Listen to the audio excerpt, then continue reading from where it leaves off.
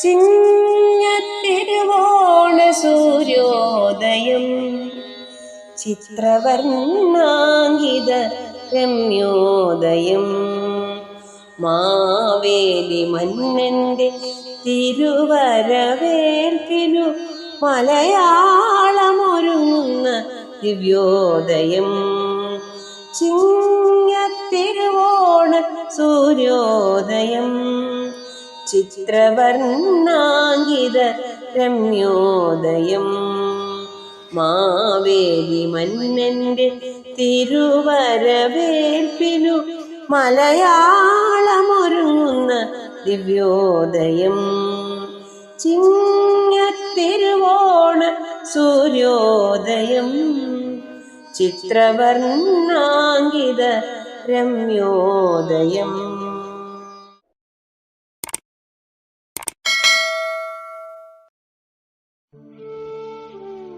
എല്ലാവർക്കും നമസ്കാരം. എൻ്റെ പേര് ഉമാദേവി. ഞാനൊരു സംഗീത അധ്യാപികയാണ്. എൻ്റെ ചാനൽ ഉമാമഹേശ്വരത്തിലേക്ക് എല്ലാവർക്കും സ്വാഗതം. ഹരേ ഗുരുവായൂരപ്പ നാരായണ അഖിലഗുരു ഭഗവൻ നമസ്തേ. എല്ലാവർക്കും ഇന്ന് ഉത്രാട ദിന ആശംസകൾ നേരുന്നു. ഒരു പുതിയ ഓണം നമ്മുടെ മുമ്പിലെത്തിയിരിക്കുകയാണ്. കഴിഞ്ഞ 2-3 വർഷങ്ങൾക്ക് മുമ്പൊക്കെ നമ്മൾ വളരെയധികം വേദനയോടെയാണ് ഓണസമയങ്ങളിലൊക്കെ കഴിച്ചു കൂട്ടിയത്. പുറത്തിറങ്ങാനും ആഘോഷങ്ങൾ പങ്കിടാനോ അല്ലെങ്കിൽ ഓരോ സ്ഥലങ്ങളിൽ പോയി ആനന്ദിക്കാനോ ഒന്നും നമുക്ക് കഴിഞ്ഞിട്ടില്ല. കാരണം കൊറോണ എന്ന ഒരു മഹാമാരകമായ രോഗം നമ്മളെ കടന്നു പിടിച്ച സമയമായിരുന്നു. എന്നാലും ആരും മോശമൊന്നും ആയിരുന്നില്ല. എല്ലാവരും വളരെ ആനന്ദത്തോടെ അവരവരുടെ വീടുകളിലെ എല്ലാ അംഗങ്ങളോടും കൂടെ ഇരുന്ന്, അല്ലെങ്കിൽ അങ്ങനൊരു ഓണം ഉണ്ടാവില്ല. ഇങ്ങനെ കൊറോണ വന്ന കാരണം എല്ലാവരും അടുത്തുണ്ടായിരുന്നു. ആരും ദൂരെയൊന്നും ആയിട്ടില്ലായിരുന്നു. ബന്ധുക്കളും സ്വത്തുക്കളും മാത്രമേ നമുക്ക് അടുത്തുണ്ടായിരുന്നുള്ളൂ. കുടുംബാംഗങ്ങൾ ഏകദേശം എല്ലാവരും വീടുകളിലൊക്കെ ഉണ്ടായിരുന്നു. അതുകൊണ്ട് നമുക്ക് അങ്ങനെ ഒരു ഓണം കഴിഞ്ഞിട്ടിരിക്കുന്ന നമ്മൾക്ക് ഇത് ഒരു പുത്തൻ അനുഭവമാണ്. നാളെ തിരുവോണമാണ്. എല്ലാവർക്കും വീണ്ടും തിരുവോണ ആശംസകൾ നേരുന്നു. തിരുവോണം, ഓണം എന്നൊക്കെ പറയുമ്പോൾ നമുക്ക് എന്തെങ്കിലുമൊക്കെ ഒന്ന് നമുക്ക് ഓർമ്മിച്ചെടുക്കാനും അതേക്കുറിച്ച് ഒന്ന് അയവിറക്കാതിരിക്കാനും കഴിയില്ല. തിരുവോണം എന്ന് പറയുമ്പോൾ നാടാകെ ഉത്സവമാണ്. അതായത് നാടിൻ്റെ ഉത്സവമാണ്. അത് ക്ഷേത്രങ്ങളിലെ ഓരോ അമ്പലങ്ങളിലെ ഉത്സവം നടക്കുന്നത് പോലെ നാടായ നമ്മുടെ നാടിൻ്റെ എല്ലാ ഭാഗങ്ങളിലും എല്ലായിടവും ഒരുപോലെ ഓണം ആഘോഷിക്കുന്ന സമയമാണ്. കേരള നാടൊക്കെ ഓണം കൊണ്ട് ആഘോഷം തന്നെയാണ്. ഓരോ തരത്തിലെ കളികളും ആഘോഷങ്ങളും വിരുന്നുകളും സദ്യകളും ഒക്കെയാണ്. പക്ഷെ നമുക്ക് ആദ്യം മുമ്പിൽ ഓടിയെത്തുന്നത് ഈ ഓണം എന്ന് പറയുമ്പോഴത്തേക്ക് നമ്മുടെ അത്തപ്പൂവാണ്. നമുക്ക് അത്തപ്പത്തോണത്തിനാണ് ഓണം വരുന്നതെന്ന് എല്ലാവർക്കും അറിയാം. തിരുവോണം അത്തപ്പത്തോണത്തിനാണ്. അപ്പോൾ മുമ്പ് നമ്മുടെയൊക്കെ കാലഘട്ടങ്ങളിലാണെങ്കിൽ രാവിലെ നമ്മൾ തിരുവോണത്തിനൊന്ന് രാവിലെ എണീറ്റ് പല്ലൊക്കെ തേച്ച് കുളി നടക്കത്തില്ല. പാത്രങ്ങളൊക്കെ എടുത്തിട്ട് കുട്ടകളൊക്കെ എടുത്ത് പൂ പറിക്കാൻ പോയി പൂ കൊണ്ടുവന്ന് കുറേ ഒരു വരാന്ത എന്ന് പറയുന്ന ആ ഭാഗം നിറയെ പൂക്കളായിരിക്കും. കാരണം ഒരു വീട്ടിൽ 1-2 കുട്ടികളൊന്നും അല്ല. ഒരു വീട്ടിൽ തന്നെ കൂട്ടുകുടുംബമാണെങ്കിൽ ഒരു 10-12 പിള്ളേർ കാണും. അല്ലെങ്കിൽ അയൽവക്കത്തുള്ള കുട്ടികളും കാണും. എല്ലാവരുമായിട്ട് പോയി പൂവൊക്കെ പറിച്ചുകൊണ്ട് വന്ന് അത്തമൊക്കെ ഇട്ട് വൈകുന്നേരത്താണ് അത്തം രാവിലെ ഇട്ട് വൈകുന്നേരത്തിട്ട് വൈക്കത്തപ്പന് നമ്മൾ അടയൊക്കെ ഉണ്ടാക്കി വെച്ച് ഗണപതിക്ക് പടുക്കയൊക്കെ വെച്ച് വിളക്കെല്ലാം വെച്ചിട്ട് പിള്ളേരിങ്ങനെ വേഷം കെട്ടി കളിക്കും. അത്തത്തിന് ചുറ്റും കളിക്കും. വൈക്കത്തപ്പ ഉടവേറ നാളെ കാലം തിരുവോണം. ആ പാട്ട് നമുക്ക് എല്ലാവർക്കും അറിയാവുന്നതാണെന്ന് തോന്നി. പക്ഷേ ഇപ്പോഴത്തെ കുട്ടികൾക്കൊന്നും അത് നന്നായിട്ട് അറിയാൻ പാടില്ല. അതുകൊണ്ട് എല്ലാവർക്കും അറിയാവുന്നതാണെങ്കിലും നമുക്ക് ഒന്നുകൂടി ഒന്ന് അയവിറക്കാം. അതായത് ഓണത്തിൻ്റെ ഐതിഹ്യത്തെക്കുറിച്ച് നമുക്ക് പറയാം. അതായത് മഹാബലി ചക്രവർത്തിയാണ് നമ്മുടെ ഓണത്തിൻ്റെ പ്രധാന ആൾ. കാരണം മഹാബലി ചക്രവർത്തി വളരെ നല്ലൊരു ചക്രവർത്തിയും പ്രജാസ്നേഹിയും ഈശ്വരവിശ്വാസിയും യാഗയജ്ഞാദികളൊക്കെ നടത്തുന്നതിൽ വളരെയധികം പ്രാഗൽഭ്യമുള്ളവനും എല്ലാ രീതിയിലും വെറും കേമനായിരുന്ന ഒരാളായിരുന്നു മഹാബലി ചക്രവർത്തി. അപ്പം മഹാബലി ചക്രവർത്തിയുടെ വിഷ്ണു ഭക്തനായിരുന്നു. അപ്പം മഹാബലി ചക്രവർത്തിയുടെ കഥ പറയുമ്പോൾ നമ്മുടെ ഭട്ടപ്രഹ്ലാദൻ്റെ കൊച്ചുമകനാണ് മഹാബലി ചക്രവർത്തി. അപ്പോൾ ആ മഹാബലി ചക്രവർത്തി വിഷ്ണു ഭക്തനാണ്. പക്ഷേ ഈ മഹാബലിയുടെ ഈ നല്ല പ്രവൃത്തികളും മറ്റുമൊക്കെ കണ്ട ദേവേന്ദ്രന് അസൂയുണ്ടായി. ദേവേന്ദ്രന് അസൂയുണ്ടായപ്പോൾ അവർ എല്ലാവരും കൂടി ദേവന്മാരെല്ലാം കൂടി ഇപ്പോൾ വിഷ്ണുവിനോട് കാര്യം ഉണർത്തിച്ചു. അപ്പോൾ മഹാവിഷ്ണു പറഞ്ഞു പരിഹാരം ഉണ്ടാക്കാമെന്ന് പറഞ്ഞിട്ട് നേരെ വരികയാണ്. അത് മഹാബലി ചക്രവർത്തിയുടെ നാട്ടിൽ വരികയാണ്. അപ്പോൾ മഹാബലി ചക്രവർത്തിയുടെ നാട്ടിൽ വരുമ്പോൾ മഹാബലി ചക്രവർത്തിയുടെ നാട്ടിലുണ്ടാകുന്ന പരിഷ്കാരങ്ങളും ആളുകളുടെ സ്നേഹവും പരസ്പരമുള്ള സ്നേഹവും വിശ്വാസവും, അതാണ് ഏറ്റവും വലുതേ. എന്തൊക്കെ ഉണ്ടെങ്കിൽ നമുക്ക് പരസ്പര സ്നേഹവും വിശ്വാസവും ഒക്കെ ഉണ്ടെങ്കിൽ മാത്രമല്ലേ ഒരു സന്തോഷം നമുക്ക് ഉണ്ടാവുകയുള്ളൂ. നമ്മൾ വേറെ ഒന്നും കൊടുത്തില്ലെങ്കിൽ ഹൃദയം നിറഞ്ഞ സന്തോഷം കൊടുക്കണം. അതാണ് ഏറ്റവും വലുത്. അതിനപ്പുറം ഒന്നും ഇല്ല. അങ്ങനെ ഹൃദയം നിറഞ്ഞ സന്തോഷം കൊടുക്കുമ്പോഴാണ് നമ്മളെല്ലാം കൊടുക്കുന്നത്. ഹൃദയത്തിൽ നിന്ന് സ്നേഹമില്ലെങ്കിൽ നമുക്ക് ഒരിക്കലും ഒന്നും കൊടുക്കാൻ കഴിയില്ല. അങ്ങനെ പരസ്പര സ്നേഹവും ഐക്യവും ഒക്കെ കണ്ട് അവിടുത്തെ സമൃദ്ധിയും സന്തോഷവും എല്ലാം കണ്ട് മഹാവിഷ്ണു അത്ഭുതപ്പെട്ടു പോയി.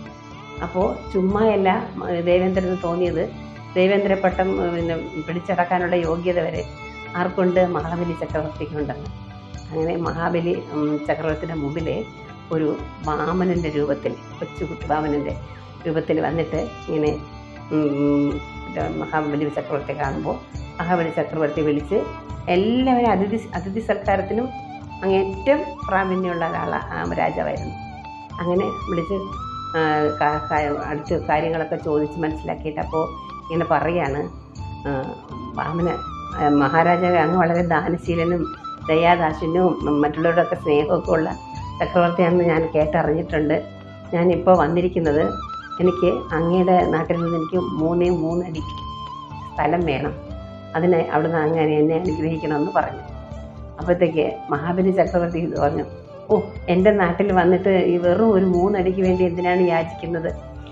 അത് വാമനൻ്റെ ഇഷ്ടം പോലെ എടുത്തോളൂ, 3 അടി എടുത്തോളാൻ പറഞ്ഞു.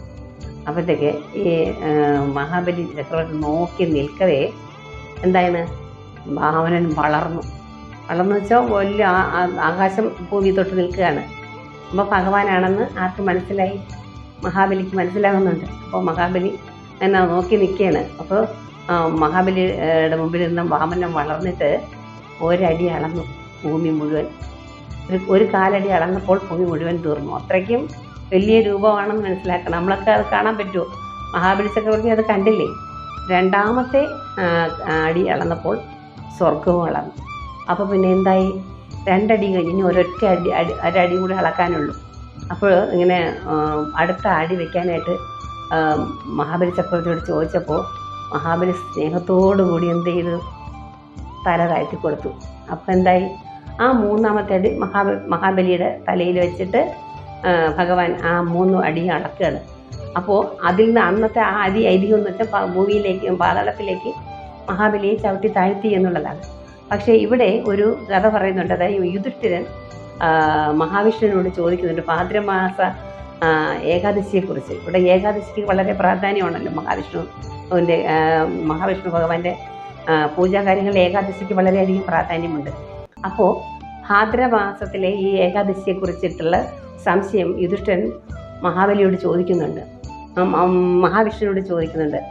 അപ്പോഴാണ് ഈ മഹാബലിയെ ചവിട്ടിത്താഴ്ത്തുന്ന ആ 3ാമത്തെ ചവിട്ടിത്താഴ്ത്തൽ എവിടെയാണെന്നും എങ്ങനെയാണെന്നും ഒക്കെ യുധിഷ്ഠിരനോട് പറയുന്നുണ്ട്. അതായത് ഈ 3ാമത്തെ അടി അളക്കുമ്പോൾ മഹാവിഷ്ണുവിൻ്റെ ഭക്തനാണ് മഹാബലി. അപ്പോൾ പ്രഹ്ലാദൻ്റെ കൊച്ചുമകനാണ്. അപ്പോൾ അവരുടെ പാരമ്പര്യം നോക്കൂ. മഹാവിഷ്ണുവിൻ്റെ അനുഗ്രഹമുള്ള രാക്ഷസവർഗ കുടുംബമാണത്. അപ്പോൾ ഭഗവാൻ എന്ത് ചെയ്തു? ഈ മഹാബലിയുടെ വിഷ്ണു ഭക്തി ആർക്കറിയാം? മഹാവിഷ്ണുവിനറിയാം. അങ്ങനെ മഹാവിഷ്ണുവിനെ ചവിട്ടി വിട്ടത് സുതലം എന്ന് പറയുന്ന ഒരു രാജ്യത്തിലേക്കാണ്. അതായത് നമ്മൾ സ്വർഗം, പാതാളം, സുതലം, വിതലം, അതെല്ലാം എന്നൊക്കെ പറയുന്നുണ്ടല്ലോ. അങ്ങനെ 14 ലോകങ്ങളുണ്ടല്ലോ. അവിടുത്തെ രാജാവായി വളരെ ആർഭാടത്തോടുകൂടി, വളരെ ഐശ്വര്യത്തോടു കൂടി എന്തായിരുന്നു മഹാബലി അവിടേക്കാണ് ചവിട്ടി താഴ്ത്തിയെന്നാണ് ഐതിഹ്യം ഭാഗവത്തിലൊക്കെ പറയുന്നത്. അങ്ങനെ അവിടുത്തെ രാജാവായി വാഴിച്ചു. എന്നിട്ട് പറഞ്ഞു, സത്യസന്ധനും സ്നേഹവും ദയവും ദാക്ഷിണ്യവും ദാനശീലനും എല്ലാ സൽസ്വഭാവത്തിൻ്റെ ഉറവിടമായ നിനക്ക് ഈ രാജ്യത്ത് വളരെ സന്തോഷത്തോടും ഐശ്വര്യത്തോടു കൂടി രാജാവായി വാഴാം. നിന്നോടൊപ്പം ഞാൻ എന്നും ഉണ്ടാവുമെന്ന് പറഞ്ഞു. അങ്ങനെ ആ സുതലത്തിൽ നമ്മുടെ മഹാബലി ചക്രവർത്തി മഹാവിഷ്ണുവിൻ്റെ വിഗ്രഹം വെച്ച് ആരാധിച്ചിരുന്നു. വിഷ്ണു ഭഗവാനോടുള്ള സ്നേഹം. അങ്ങനെ ഈ ചവിട്ടി ആ സുതലത്തിലേക്ക് രാജാവായിട്ട് വാഴിക്കുമ്പോൾ മഹാബലി ചോദിച്ചു, എനിക്ക് ഞാൻ ഭരിച്ചിരുന്ന നാട്ടിലെ എല്ലാ തിരുവോണ ദിവസങ്ങളിലും എനിക്ക് വന്ന ആ പ്രജകളെ കാണാനുള്ളൊരവസരം മഹാസ്വാമി ഭഗവാൻ അവിടുന്ന് എനിക്ക് ഉണ്ടാക്കി തരണമെന്ന് പറഞ്ഞു തീർച്ചയായും ആ സമയത്തിൽ നിന്നോടൊപ്പം ഞാനും ഇവിടെ നിന്ന് ആ മലയാള നാടായ കേരളത്തിൽ വരാൻ വേണ്ടി ഞാൻ നിന്നോടൊപ്പം ഉണ്ടാവും. അതിനുള്ള എല്ലാ അനുഗ്രഹവും ഞാൻ നിങ്ങൾക്ക് തരുന്നുണ്ടെന്ന് മഹാബലി ചക്രവർത്തിയോട് ആര് പറയുന്നു? മഹാവിഷ്ണു പറയുന്നു. അതുകൊണ്ട് ഈ നമ്മുടെ തിരുവോണ നാൾ വാമന അവതാരത്തിൻ്റെ കൂടെ ഒരു വാമന ഏകാദശി എന്ന് പറയും. ഏകാദശികളിൽ വരുന്ന വാമന ഏകാദശിയാണ്. അപ്പോൾ ആ ദിവസം എല്ലാവരും വാമനായ നമ്മ പ്രാർത്ഥിക്കുകയും ഏത് ആഗ്രഹമാണോ നമ്മൾ ചോദിക്കുകയോ ഭഗവാനോട് ചെയ്യുകയോ ചെയ്യുന്നെങ്കിൽ ആ ആഗ്രഹം അടുത്ത പൊന്നോണത്തിന് മുമ്പ് തന്നെ ഭഗവാൻ അത് സാധിക്കുകയും അതിനുള്ള അനുഗ്രഹം തരികയും ചെയ്യും എന്നുള്ളതാണ് ഈ തിരുവോണ നാളിൻ്റെ പ്രത്യേകമായ സവിശേഷത. അതാണ് പൊന്നോണം. 10 പൊന്നോണത്തിന് മഹാവിഷ്ണുവിനോടൊപ്പമാണ് മഹാബലി ചക്രവർത്തി മലയാള നാട് കാണാൻ വരുന്നത്. അതാണ് ഈ ഓണത്തിൻ്റെ ഐതിഹ്യമായിട്ട് നമ്മളെല്ലാവരും അറിഞ്ഞും പറഞ്ഞും ഒക്കെ പറയുന്നു. കുട്ടികൾക്ക് കഥകളെല്ലാം കേൾക്കാൻ വലിയ ആഗ്രഹമായിരിക്കുമല്ലോ. അതാണ് ഓണത്തിൻ്റെ. എല്ലാവർക്കും എൻ്റെ ഉമാമഹേശ്വരൻ ചാനലിൻ്റെയും എല്ലാ അനുഗ്രഹങ്ങളും ആശീർവാദങ്ങളും ഉണ്ടാകും. എല്ലാവർക്കും ഒരു നല്ല പൊന്നോണം. പഴയ മധുര സ്മരണകളും പഴയ വേദനയൂറുന്ന സങ്കടങ്ങളും അല്ലെങ്കിൽ സ്മരിക്കുമ്പോൾ ദുഃഖം വരുന്ന അവസരങ്ങളും പുതിയ അനുഭവങ്ങളും പുതിയ ഉണർവുകളും സന്തോഷങ്ങളും ഒക്കെ ഒരുമിച്ച് എല്ലാം കൂടി ചേർന്ന് വരുന്ന ഈ ഓണത്തിന് നമുക്ക് എല്ലാം മറന്നിട്ട് എല്ലാ ദുഃഖങ്ങളും മറന്നിട്ട് ആ വരുന്ന പൊന്നോണത്തിൻ്റെ ഭഗവാൻ നമ്മളെ വന്ന് മഹാബലി ചക്രവർത്തിയോട് വരുന്ന ആ സുദിനത്തിനെ നമുക്ക് എല്ലാവർക്കും ഒരു ക്ഷേത്ര ദർശനം പോലെ ഒരു ഉരുട്ടുകൊണ്ട് നമുക്കത് ആ ദിവസത്തെ വളരെ അധികം എത്രത്തോളം നമ്മുടെ മനസ്സിലെ സങ്കടങ്ങൾ മറന്നിട്ട് സന്തോഷിക്കാമോ അത്രത്തോളം നമ്മൾ സന്തോഷിക്കുക. എല്ലാവർക്കും അതിനുള്ള ഭാഗ്യം ഗുരുവായൂരപ്പൻ തരട്ടെ. ഇന്ന് ഞാൻ ഹരിനാമ കീർത്തനത്തിലെ 20ാമത്തെ ശ്ലോകത്തിൻ്റെ അർത്ഥവുമായിട്ടാണ് വന്നത്. ഋതുവായ പെണ്ണിനും ഇരപ്പന്നു ദാഹകനും പതിതന്നു അഗ്നി അജനം ചെയ്ത പൂസുരനും ഹരിനാമ കീർത്തനം ഇതൊരു നാളും ആർക്കും ഉടൻ അരുതാത്തതല്ല ഹരി നാരായണായ നമ. ഇവിടെ ഋതുവായ പെണ്ണിന്, അതായത് മാസമുറയായിട്ട് പുറത്തിരിക്കുന്ന പെണ്ണിനും ഋതുവായ പെണ്ണിനും ഇരപ്പന്, അതായത് യാചകൻ തെണ്ടി നടക്കുന്ന ഇരപ്പൻ, ഋതുവായ പെണ്ണിന് ഇരപ്പനും യാചകനും ദാഹകനും. ദാഹകം എന്ന് വെച്ചാൽ ശ്മശാനത്തിൽ ശവം ദഹിപ്പിക്കുന്ന ജോലി ചെയ്തുകൊണ്ടിരിക്കുന്ന ആളിനും ഏർപ്പെട്ടിരിക്കുന്ന ആളിനും സദാചാര ഭ്രഷ്ട മൂലം പതിച്ചു പോയ ആളിനും യാഗാദി കർമ്മങ്ങൾ ചെയ്ത് ആഠ്യനായി കഴിയുന്ന ബ്രാഹ്മണനും എന്നു വേണ്ട ആർക്കും ഒരിക്കലും ഈ ഭഗവത് നാമം നിഷേധിക്കപ്പെട്ടിട്ടില്ല. ഹരിനാരായണനായിക്കൊണ്ട് നമസ്കാരം. അതാണ് ഈ വരികളിലെ അർത്ഥം. ഋതുവായ പെണ്ണിൻ ഇരക്കുന്ന തെണ്ടി, പതിതന്നു അഗ്നിയജനം ചെയ്ത പൂസുരനും ഹരിനാമകീർത്തനം ഭൂസുരന് ഈ സദാചാര ഭ്രഷ്ടം എന്ന് പറയുമ്പോൾ എല്ലാ ദുർപ്രവൃത്തികളിലും പെട്ട് അത് പതിച്ചു പോയി. അതായത് ഇനി കരകയറാൻ യാതൊരു മാർഗവുമില്ല. അങ്ങനെയുള്ള ആളിനും ശവപ്പറമ്പിൽ ശവം ദഹിപ്പിക്കുന്ന ആളുണ്ടല്ലോ, ആ ജോലി ചെയ്യുന്നവർക്കും യാഗം ചെയ്യുന്ന ആഠ്യനായി കഴിയുന്ന ബ്രാഹ്മണനും എല്ലാവർക്കും ഒരുപോലെ കാലദേശ ഭേദങ്ങളില്ല, ജാതിയില്ല, മതമില്ല, വർഗമില്ല, ഒന്നുമില്ല. ഏത് തരത്തിൽ ഉള്ള ആൾക്കാണെങ്കിലും ഈ ഹരിനാമകീർത്തനം ഒരിക്കലും നിഷിദ്ധമല്ല എന്നാണ് ഇവിടെ ആചാര്യൻ പറയുന്നത്. പിന്നെ നാമസങ്കീർത്തനത്തിന് ജ്ഞാനലാഭത്തിനും അധികാരഭേദമില്ല. നാമസങ്കീർത്തനം ഇപ്പോൾ പറഞ്ഞത്. പിന്നെ അതുപോലെ തന്നെ ജ്ഞാനസമ്പാദനം, ജ്ഞാനലാഭം എന്ന് പറയുന്നത് എന്താണ്? നമ്മുടെ ഈ നാമസങ്കീർത്തനത്തിലൂടെ നമ്മൾ ശുദ്ധീകരിച്ച് നമ്മുടെ ചിത്തം ശുദ്ധീകരിച്ചിട്ട് ആ ചിത്തത്തിലൂടെ നമുക്ക് എന്ത് മനസ്സിലാകും? നമ്മുടെ വസ്തുബോധം, ആത്മജ്ഞാനം, ആത്മാവിനെ കുറിച്ചുള്ള ജ്ഞാനം അതെന്താണെന്ന് അറിയാനും അതാണ് നമ്മുടെ പറയുന്ന ആത്മജ്ഞാനം എന്ന് പറയുന്നത്. അതായത് ജ്ഞാനലാഭം എന്ന് പറയുന്നത് താൻ എന്താണ്, തൻ്റെ ഉള്ളിലിരിക്കുന്ന ജ്ഞാനം എന്താണ്, അത് ആത്മജ്ഞാനമാണെന്നും ആ ആത്മജ്ഞാനം എവിടെ നിന്ന് വന്നതാണെന്നും അതിലെത്തേണ്ടത് എങ്ങനെയാണെന്നുള്ള ആ ലാഭം അത് ഇരിക്കുന്ന ഏതൊരു വ്യക്തിക്കും എന്താണ്, ഈ ഹരിനാമകീർത്തനം നിഷിദ്ധമല്ല എന്ന് പറയുന്നു. പിന്നെ പണ്ട് തെറ്റായ ധാരണകൾ പറഞ്ഞുണ്ടായിരുന്നു. എല്ലാവർക്കും ഓംകാരം പറയാൻ പാടില്ല, എല്ലാവർക്കും വേദം പഠിക്കാൻ പാടില്ല എന്നൊക്കെ പല തെറ്റിദ്ധാരണകളും ഈ സ്ഥാപിത താല്പര്യക്കാർ നടത്തിക്കൊണ്ടിരുന്നു. പക്ഷേ ആ ധാരണകളെല്ലാം നമ്മുടെ ശ്രീ ചട്ടമ്പി സ്വാമികൾ തിരുവടികൾ അദ്ദേഹം ഇതിഹാസ പുരാണങ്ങളെല്ലാം ആസ്പദമാക്കി തന്നെ പറയുന്നു, ഈ ധാരണകളൊക്കെ അബദ്ധമാണ്, ഇതൊന്നും ശരിയായ കാര്യങ്ങളല്ല, ഇത് ഓരോരുത്തർ പറഞ്ഞ് അടിച്ചേൽപ്പിച്ചിരിക്കുന്ന കാര്യമാണെന്നാണ് പറയുന്നത്. വേദപഠനത്തിനോ ജ്ഞാനലാഭത്തിനോ, അതായത് വേദപഠനം എന്ന് വെച്ചാൽ നമ്മൾ ഋഗ് യജുർ സാമം ഇങ്ങനെ 4 വേദങ്ങളുണ്ടല്ലോ, ആ വേദങ്ങൾ പഠിക്കുന്ന വേദപഠനത്തിനോ ജ്ഞാനലാഭം എന്ന് പറയുന്നത് ആത്മതത്വം, ഈശ്വര തത്വം, പരമാത്മജ്ഞാനം, അതാണ് ജ്ഞാനലാഭം എന്ന് പറയുന്നത്. ഇത് അതിനൊന്നും ഒരിക്കലും തടസ്സമല്ലെന്നും മനസ്സിന് പാകത വന്നാൽ കൂടുതൽ ആർക്കും ജ്ഞാനോദയം സാധ്യമാണെന്നും അദ്ദേഹം സിദ്ധാന്തിക്കുന്നു. അദ്ദേഹത്തിൻ്റെ ഈ തിരുവടികളുടെ വേദാധികാര നിരൂപണം എന്നുള്ള ആ ഗ്രന്ഥം കൂടുതൽ വായിക്കുകയാണെങ്കിൽ ഇതിനെക്കുറിച്ചിട്ടുള്ള എല്ലാ കാര്യങ്ങളും വ്യക്തമാക്കിയിട്ട് അതിനകത്ത് പ്രതിപാദിച്ചിട്ടുണ്ടെന്ന് പറയപ്പെടുന്നു. പിന്നെ അതുപോലെ തന്നെ നമ്മുടെ ശങ്കരഭാഗവത് ഫാദർ അദ്ദേഹത്തിൻ്റെ ബ്രഹ്മസൂത്ര ഭാഷ്യത്തിൽ പറയുന്നുണ്ട്, എങ്ങനെയാണ്, വേദാധിപാകത വന്നാൽ ഒരുവൻ എവിടെ ജനിച്ച ആളായാലും ആ ആളിന് അയാൾക്കുണ്ടാവുന്ന ജ്ഞാനോദയത്തെ തടയാൻ ഈ ലോകത്ത് ഒരു ശക്തിക്കും സാധിക്കില്ല എന്ന് പറയുന്നത്. കാരണം ജ്ഞാനോദയം എന്ന് പറയുന്നത് ആരും വെളിയിൽ നിന്ന് ഉണ്ടാക്കി വെക്കുന്ന കാര്യങ്ങളല്ല, അത് അത്രയും ഒരു തപസ്യാണ്. ആ തപസ്യ എന്ന് പറയുമ്പോൾ അത് എങ്ങനെയാണ് നമ്മൾ നേടുന്നത്? നാമസങ്കീർത്തനത്തിലൂടെ, നാമജപത്തിലൂടെ നമ്മൾ ചിത്തത്തെ ശുദ്ധീകരിച്ച് നമ്മുടെ 6 ഭാവങ്ങളുടെ വൈരാഗ്യ ഭാവങ്ങളെല്ലാം ഉപേക്ഷിച്ച് നമ്മളെന്ത് ദൈവിക സമ്പത്തുകൾ ആർജിക്കുകയാണ്. എങ്ങനെ? അത് എത്രയോ നാമജപങ്ങൾ കൊണ്ട്, എത്രയോ നമ്മുടെ അനുഷ്ഠാനങ്ങൾ കൊണ്ടൊക്കെയാണ് നമ്മളതൊക്കെ നേടിയെടുക്കുന്നത്. അതിലൂടെ നമ്മുടെ ചിത്തശുദ്ധിയാവുകയും ആ ചിത്തശുദ്ധി നമ്മൾ തുടർന്ന് പോകാൻ പിന്നെ നമുക്ക് ആ ഒരു പ്രേരണയൊന്നും വേണ്ട. നമ്മൾ പറഞ്ഞ 21 ദിവസം കൊണ്ട് ഒരാൾക്ക് നല്ലവനാവാനും ഒരാൾക്ക് മോശക്കാരനാവാനും സാധിക്കുമെന്ന് പറഞ്ഞാൽ ഈ 21 ദിവസം നമ്മൾ ഒരു നല്ല കാര്യം ചെയ്തു കഴിഞ്ഞാൽ പിന്നെ നമുക്ക് അതിൻ്റെ ആരും പറഞ്ഞു തരേണ്ട ആവശ്യമില്ല, നമ്മുടെ സ്വഭാവമായി മാറും. ആ സ്വഭാവമായി മാറുന്നവരുടെ ജ്ഞാനോദയത്തെ പിടിച്ചെടുക്കാൻ ഈ ലോകത്ത് ഒരു ശക്തിക്കും കഴിയില്ല. കാരണം അവരുടെ ജീവവായു അതായി മാറുകയാണ്. നമ്മുടെ ശ്വാസത്തിന് നമുക്ക് ഒന്നിയിൽ മരിക്കണം അല്ലേ, അല്ലെങ്കിൽ നമ്മുടെ വിധി എത്തുമ്പോഴേ നമുക്കത് പോകാൻ പറ്റുള്ളൂ. അതുപോലെ തന്നെയാണ് ഈ ജ്ഞാനോദയം എന്ന് പറഞ്ഞ സംഭവവും നമ്മൾ നേടിയെടുത്തു കഴിഞ്ഞാൽ അത് അവസാനത്തിലാണ്. നമ്മുടെ ഇച്ഛ അനുസരിച്ച് നമുക്ക് നമ്മുടെ ആത്മാവിന് എന്ത് കൊടുക്കാൻ പറ്റും? മോക്ഷഗതി ഉണ്ടാക്കി കൊടുക്കാൻ കഴിയുന്ന ഒരു തത്വമാണ് ഈ ആത്മതത്വം, ജ്ഞാനോദയം എന്ന് പറയുന്നത്. ആ ജ്ഞാനോദയത്തിന് ഇവിടെ കാലങ്ങളും ദേശങ്ങളും വ്യവസ്ഥിതികളും ഒന്നുമില്ല. അതിന് പാകത എന്ന് പറയുന്നത് മനസ്സാണ്. ആ പാകത എന്ന് പറയുന്നത് എന്താണ്? ചിത്തശുദ്ധിയാണ്. ആ ചിത്തശുദ്ധി എന്ന് പറയുന്നത് എന്താണ്?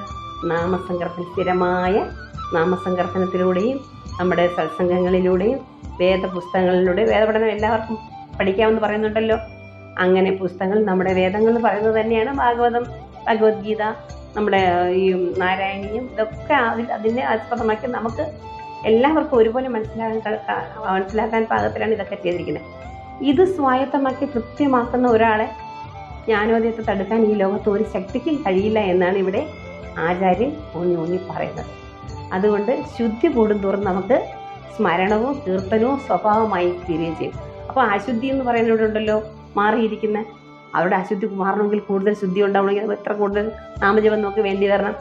അപ്പോൾ അശുദ്ധിയുള്ള സമയം പോലും നമ്മൾ ചുമ്മാ നാമം ജപിക്കുക, അവിടെ യാതൊരു തടസ്സം നമ്മൾ ഒന്നും വേണ്ട, യാഗവും യജ്ഞവും വെള്ളവും നീരും ഒന്നും വേണ്ടെന്ന് നേരത്തെ കഴിഞ്ഞ ശ്ലോകത്തിൽ പറഞ്ഞു. അതുകൊണ്ട് ഇതൊന്നും വേണ്ട.